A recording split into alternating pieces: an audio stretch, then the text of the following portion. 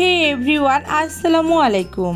স্মৃতিস cooking রুমে আপনাদের সবাইকে আবারও ওয়েলকাম। আজকে আপনাদের সাথে ধুন্দল দিয়ে শিং মাছের একটা দারুণ তরকারির রেসিপি শেয়ার করব।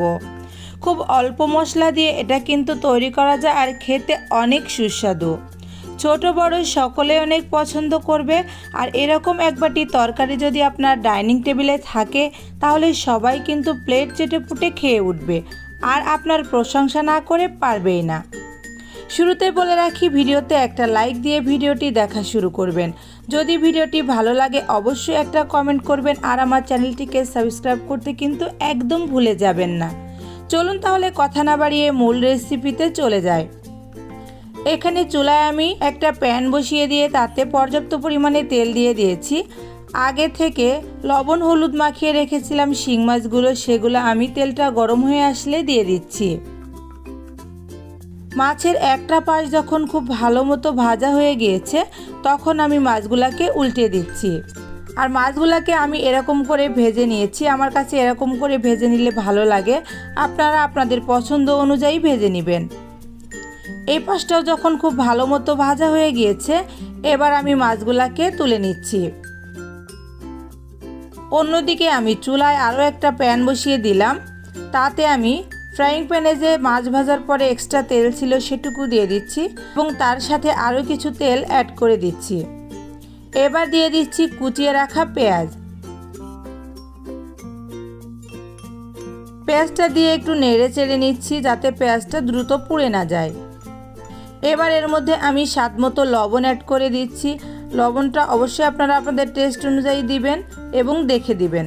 লবণটা দিয়ে খুব ভালো করে নেড়েচেড়ে পেঁয়াজটাকে একটু ভেজে নিচ্ছি। খুব বেশি ভাজবো না, এরকম হলে এর মধ্যে আমি আগে থেকে ধুয়ে রাখা ধুন্দল এবং আলুর টুকরাগুলো দিয়ে দিচ্ছি। এই ধুন্দল এবং আলুগুলো আপনারা আপনাদের পছন্দ অনুযায়ী কেটে নিতে পারেন, আমি এভাবেই কেটে নিয়েছি। একটু নেড়েচেড়ে এর মধ্যে আমি দিয়ে দিলাম 1 টেবিল চামচ জিরা বাটা, 1 টেবিল চামচ দিয়ে দিলাম রসুন বাটা, হাফ চা চামচ দিলাম হলুদের গুঁড়া এবং হাফ চা চামচ দিলাম লাল মরিচের গুঁড়া। মরিচটা অবশ্যই আপনারা আপনাদের টেস্ট অনুযায়ী বাড়িয়ে কমিয়ে নিয়ে নেবেন। দিয়ে দিলাম কিছু কাঁচা পাকা মরিচ। এবার ভালো করে নেড়ে চেড়ে এগুলাকে আমি একসাথে একটু মিশিয়ে নিচ্ছি।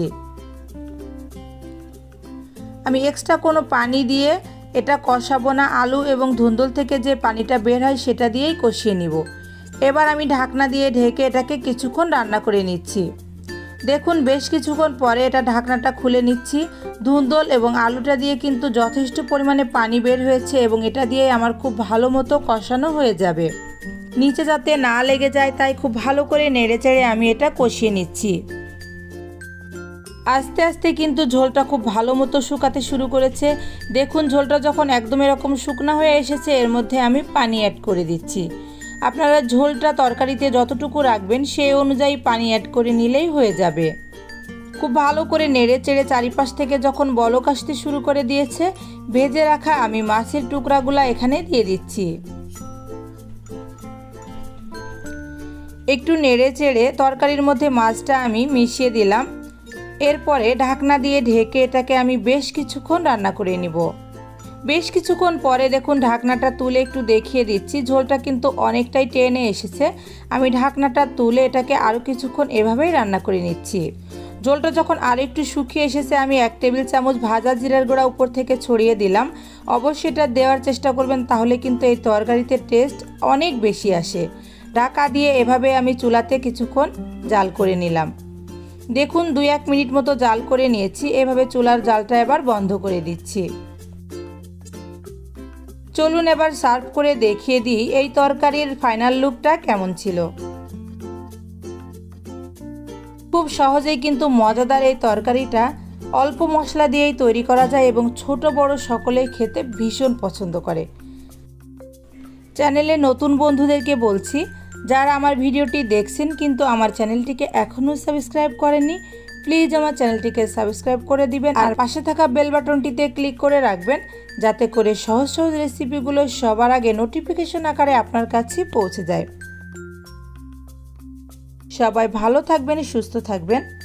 আমার এবং আমার ফ্যামিলির সকলের জন্য দোয়া করবেন। নতুন কোনো ভিডিও নিয়ে আবার খুবই তাড়াতাড়ি আপনাদের সামনে হাজির হওয়ার চেষ্টা করব। আল্লাহ হাফেজ।